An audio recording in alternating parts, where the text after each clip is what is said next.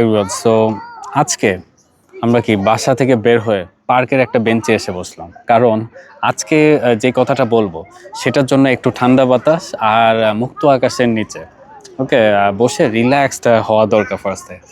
কারণ trust me, টপিকটা মোটেও রিল্যাক্সিং না। ওকে, সো টপিকটা শুনলে আপনার রাতে ঘুম উড়ে যেতে পারে। অ্যান্ড আপনি যদি একজন সফটওয়্যার ইঞ্জিনিয়ার হন, কিংবা আপনি টেক লাইনে পড়ালেখা করে থাকেন বা পড়ছেন বর্তমানে, বা ভবিষ্যতে আপনি ক্যারিয়ার গড়ার স্বপ্ন করছেন, তাহলে এই 2026 সালে এসে আপনাকে একটা কি নির্মম একটা সত্য আপনাকে ডাইজেস্ট করতে হবে। সো আজকে আমি যদি আজকের ডেটের দিকে তাকাই, আপনি যদি অনেক ভালো কোড লিখতে পারেন, বাট আপনাকে আমি কংগ্রেচুলেশন জানাই। ওকে, এখন আপনি জবের জন্য কোনো কি এক্সট্রা কোয়ালিফিকেশন আপনি কিন্তু এই অসাধারণ কোডিং ক্ষমতা দিয়ে আপনি কিন্তু অর্জন করেন নাই। ওকে, আপনি জাস্ট কি একটা ইন্টারভিউ বোর্ডে বসার একটা মিনিমাম একটা টিকিট পেয়েছেন, জাস্ট নাথিং এলস। কারণ শুধু কোডিং দিয়ে জবে নিজেকে আলাদা করার দিন কিন্তু অফিসিয়ালি আপনি তো বলতে পারেন এটা শেষ, আর নাই, doesn't exist anymore. Okay, so আপনি যদি একটু পেছনের দিকে তাকান, আজ থেকে কয়েক বছর আগেও আমাদের টেক কমিউনিটিতে নিয়মটা কী ছিল একটু চিন্তা করেন। আপনি যদি লজিক বিল্ড করতে পারতেন এবং একটা ল্যাঙ্গুয়েজের সিনট্যাক্স খুব ভালো মতো জানতেন, আর ডেটা স্ট্রাকচার অ্যালগোরিদমে কিছু আপনি পাজল সলভ করতে পারতেন, লেটস আপনি ব্লাইন্ড 75-এর প্রবলেম আর কিছু ইজি মিডিয়াম প্রবলেম সলভ করছেন, তাহলে কিন্তু আপনি ইন্টারভিউ পার করে ফেলতে পারতেন, রাইট? কোনো ব্যাপারই ছিল না। এবং ওই টাইপের কথা যে আমি ভাই জোস কোড লিখতে পারি, অনেক ভালো কোড লিখতে পারি, এফিশিয়েন্ট, এই একটা স্কিলই ছিল আপনাকে জব পাওয়া সব থেকে বড় একটা হাতিয়ার। কিন্তু এখন এই মুহূর্তে দাঁড়িয়ে আমি যদি বলি যে সিনট্যাক্স মুখস্থ কিংবা আপনার জাস্ট বয়লার প্লেট টাইপের কোড লেখার কোনো এক্সট্রা কোনো ভ্যালু এখন আর এক্সিস্ট করে না। কেন এই কথা বলছি? কারণ আপনি যদি অন্যান্য আপনার এআই এজেন্টের দিকে তাকান, কার্সর বা গিটহাব কোপাইলট কিংবা ক্লড কোড, এগুলোর মতো আপনার এআই টুলসগুলো এখন কিন্তু সেকেন্ডের মধ্যে নিখুঁত আপনার থেকে ভালো কোড লিখতে পারছে। ওকে, সো আপনি যেই ফিচার বা এপিআই ডিজাইন করতে চান, আগে লেটসে আপনি 2 ঘন্টা আপনি মাথা চুলকাইতেন, এখন এআই এজেন্টে সেটা 10 সেকেন্ডে হয়ে যাচ্ছে। মাই গড, ইনসেইন। তাহলে কোম্পানি আপনাকে লাখ টাকা বেতন দিয়ে কেন শুধু জাস্ট কোড লেখার জন্য রাখবে, রাইট? সে কাজটা তো এআই করে দিচ্ছে, রাইট? সো এখন এখানে একটা মস্ত বড় একটা ভুল একটা কনসেপ্ট তৈরি হতে পারে যে অনেকে হয়তো ভাবছেন, আচ্ছা তাহলে তার মানে কি কোডিং ইজ ডেড? ফিউচারে ফিউচারে অনেকে এটাও চিন্তা করতে পারে, হ্যাঁ তাহলে আমি এত বছর কম্পিউটার সায়েন্সে পড়ছি, ফিউচারে কি একদমই কোড লেখা লাগবে না, সবই কি এরকম রোবট কি বলি এআই এজেন্ট লিখবে? কোডিং আসলে ডেড না। আসলে আমি যদি বলি শুধু কোডিং দিয়ে জবে আলাদা হওয়ার দিনটা শেষ। Okay, this is dead. And code আপনাকে লিখতেই হবে, ওটা এখন আপনি জাস্ট কি বলে বেস লাইন।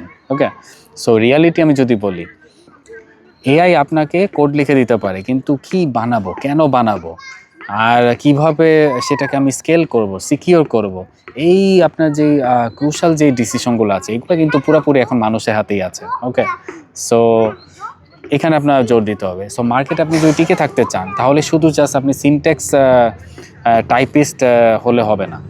আমাদের কি কয়েকটা জায়গায় আমাদের ফোকাস আরও বাড়াতে হবে, কারণ এই জায়গায় আসলে নতুনরা আটকে গিয়েছে। সো যেগুলো আপনার এআই কখনোই সলভ করতে হবে না। ফার্স্টে আমি যদি আপনাদেরকে বলি, প্রোডাক্ট সেন্স ডেভেলপ করা, উইচ ইজ আপনার প্রোডাক্ট সেন্স অ্যান্ড আপনার প্রবলেম ফ্রেমিং করা। সো ক্লায়েন্ট বা বিজনেস টিম যখন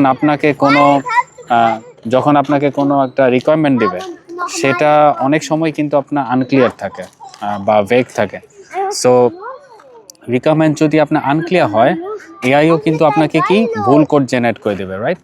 এবং আসল সমস্যাটা কোথায় এটা আপনাদের বোঝা লাগবে, সেটা ভেঙে আপনার টুকরা করে এআইকে বোঝানো লাগে, রাইট? সো এই প্রবলেমগুলার যেই ফ্রেমিং আছে, এই ফ্রেমিংটাই কিন্তু আসল ইঞ্জিনিয়ারিং স্কিল, যেটা আপনার অনেকেই আপনার মিস করে।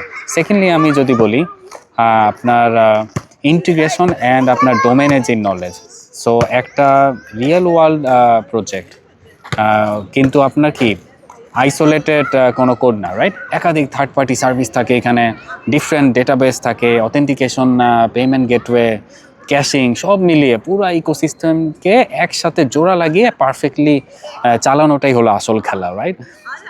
আরেকটা আমি যদি বলি টেস্টিং আর অবজারভেবিলিটি।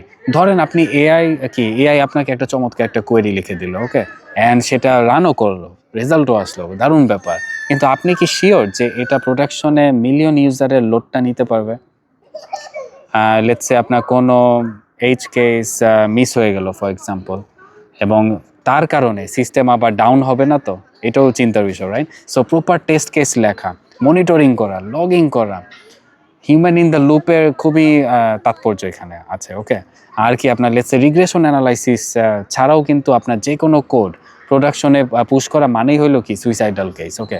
সো একটা রিয়ালিস্টিক উদাহরণ যদি আপনাদেরকে দেই, এআই হয়তো আপনাকে একটা ফাংশন লিখে দিল যা কি নর্মাল টেস্টে পাস করলো, হুইচ ইজ ভেরি গুড, কিন্তু প্রোডাকশনে যাওয়ার পর এমন একটা আনএক্সপেক্টেড এইচ কেস কিন্তু আপনার হিট করতেই পারে, যা আপনি খেয়ালই কখনো করেন নাই, এবং এর রেজাল্ট কি? রেজাল্টটা চিন্তা করেন, ডেটাবেস লক হয়ে পুরো সিস্টেম ক্র্যাশ করে বসলো। আর এই এইচ কেসগুলা আপনার প্রেডিক্ট করার যে জাজমেন্ট আছে সেটা কিন্তু শুধুমাত্র একমাত্র মানুষেরই আছে, রাইট? সো এখানে আপনারা একটু চিল হইতে পারেন। সো বটম লাইন কি, এটা আপনারা একটু বোঝার চেষ্টা করেন। এআই আপনার কোডিংয়ের যে খাটুনির যে কাজটা আছে সেটা কেড়ে নিয়েছে, যেন আপনি আপনার ব্রেনকে আরও বড় কোনো চিন্তায়, অর্থাৎ আপনি সিস্টেম আর্কিটেকচারের উপর জোর দিতে পারেন, আপনার সব এনার্জি ওইখানে আপনি ইনভেস্ট করতে পারেন, প্রবলেম সলভিংয়ে আপনি আরও কাজে লাগাতে পারেন এই সময়টা। সো আপনি যেন একজন জাস্ট কোডার না হয়ে একজন আপনি সলিউশন আর্কিটেক্ট হতে পারেন, এটা কিন্তু আপনার এআই আপনাকে হেল্প করছে, রাইট? সো সিনট্যাক্স মুখস্থ করার পেছনে আপনার সময় নষ্ট করে কিন্তু আপনাকে বন্ধ করতে হবে।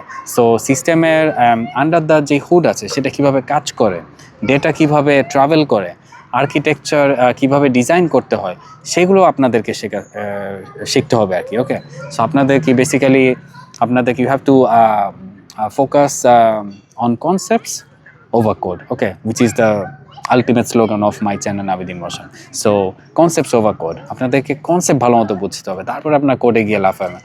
খালি টিউটোরিয়ালে দেখছেন ও এইভাবে কোড করছে, আপনিও কপি পেস্ট করছেন, প্রজেক্ট বানাচ্ছেন, গিটহাবে পুশ করছেন, কি বলে সিভিতে অ্যাটাচ করছেন, এটা কোনো লাভ নাই, ওকে, এই দিন শেষ, ওকে। সো এইসব করলে হবে না, আপনার কনসেপ্ট বুঝতে হবে, দেন আপনার একটা রিয়েল লাইফ প্রবলেম সলভ করে এরকম একটা প্রজেক্ট আপনার বানাতে হবে, এন্ড টু এন্ড একটা পাইপলাইন বানাতে হবে, তাহলে আপনার দাম থাকবে, ওকে। সো এখন আপনি যদি বলেন লেটস সে এআই আসার পর আপনার প্রতিদিনের কোডিং লাইফ অ্যান্ড আর্কিটেকচারাল যেই থটস আছে সেটা কতটুকু চেঞ্জ হয়েছে সেটা আপনাদেরকে বুঝতে হবে, ওকে। আর এগুলো এক্সপিরিয়েন্স আপনারা আমাকে কমেন্টে শেয়ার করতে পারেন, আশা করি নেক্সট আমরা এটা নিয়ে আরও আলোচনা করবো, ওকে। সো দেখা হবে অন্য একটা ভিডিওতে, সেই পর্যন্ত আপনার সাথে থাকেন। আর এই তো আপনারা আর্কিটেকচারাল ডিপ ডাইভস আরও দেখার জন্য আমার চ্যানেল নাবিদ ইন মোশনে আপনারা সাবস্ক্রাইব করতে পারেন। So thank you very much for watching, দেখা হবে নেক্সট ভিডিওতে, তারা ভাই।